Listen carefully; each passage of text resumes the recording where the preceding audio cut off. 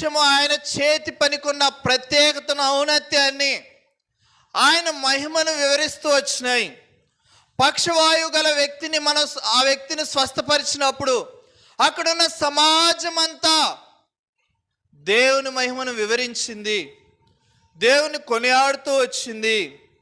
అక్కడున్న రోగులంతా దేవుడు ఎక్కడ బోధిస్తే అక్కడికి, మృగవారు, గుడ్డివారు, కుంటివారు, అంగహీనులు, కుష్ఠరోగులు, రక్తస్రావము కలిగిన వారు కేవలం ఆయన మహిమ చేత వారు స్వస్థపరచబడినారు.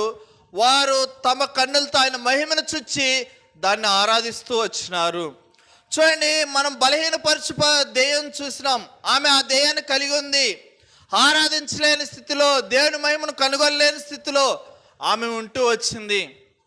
ఆ దెయ్యము ఆయన చేతులుంచగానే ఆమె బాగుపడి దేవుని